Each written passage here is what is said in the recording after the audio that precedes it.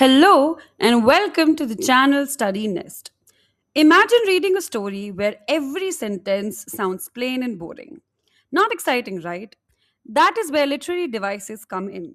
They are special tools that writers use to make their writing more creative, powerful, and memorable.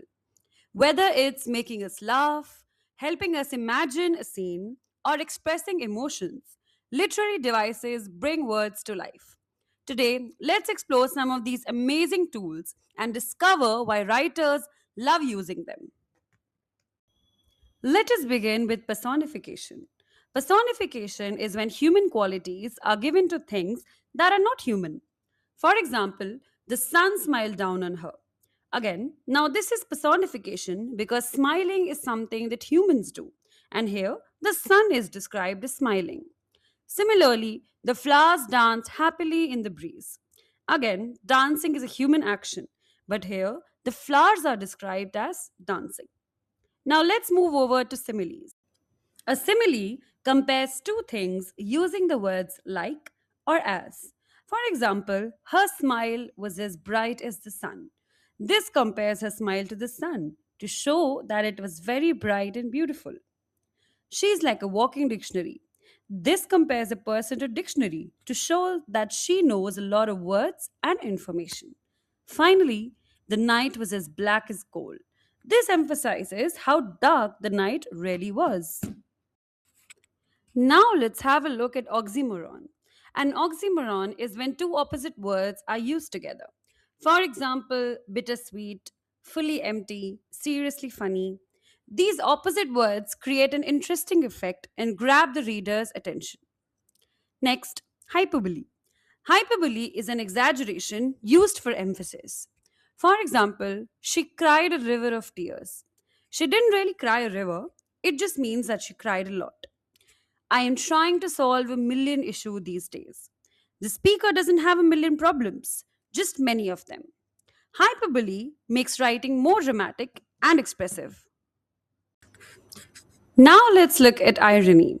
Irony is when something happens that is completely different from what we expect. For example, a police station gets robbed. Police stations are meant to stop crime, so it is surprising when they become a victim. The biggest dog was named Tiny. We expect a big dog to have a big sounding name, not Tiny. Now let us look at onomatopoeia. Onomatopoeia is a word that sounds like the sound it describes.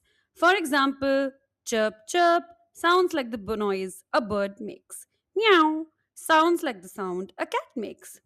Again, be very careful because when I say the cat mews, it is a verb. But when the meow sound is used, it is onomatopoeia. Similarly, when I say the bell rings, it is a verb. But when I make the sound ding ding ding, that is onomatopoeia. Bark is a verb, but woof woof or bho bho is onomatopoeia. Now let's look at repetition. Repetition is when a word or phrase is repeated to make an idea stronger and more memorable. For example, work hard until you succeed. This phrase, work hard, is repeated to emphasize the importance of hard work. Row your boat. The word row is repeated to create a rhythm and to make the line easy to remember. Now let us look at anaphora. Anaphora is a type of repetition where the same word or phrase is repeated but at the beginning of each line or sentence. For example, I am the feather, I am the blue horse. So here the phrase I am is being repeated. Similarly, when the sun rises, when the day, when the night all begin with when. This repetition creates rhythm and makes the message more powerful and memorable. Now, let us look at understatement. Understatement is when something is described as less serious or less important. It is the opposite of hyperbole, where things are exaggerated. For example, the war was slightly unpleasant. Calling a war unpleasant makes a very serious situation sound small. The flood made things somewhat wet. A flood causes major damage. but here it is only described as if it made things a little wet. Now let us look at imagery. Imagery is when a writer uses descriptive words to help readers imagine something using their senses. For example, the mighty Himawant is ours. The word mighty helps us picture a huge and powerful mountain. The dancer's graceful movements swept across the stage, light as a feather. This helps us imagine how gently and smoothly the dancer moved. Now, there is another poetic device in this particular line. I want you guys to find it out and write in the comment section. Up next is alliteration. Alliteration is the repetition of the same beginning sound in nearby words. For example, busy bees, dark clouds drifted dangerously, lovely lilies lined the lane. Here, the I sound is repeated. Silly snakes slither silently. The S sound is repeated. Alliteration makes writing catchy, memorable, and fun to read. Now let's look at metaphor. Metaphor is a comparison between two unlike things without using like or as. For example, the classroom was a zoo. The classroom is being compared to a zoo here to show that it was noisy and chaotic.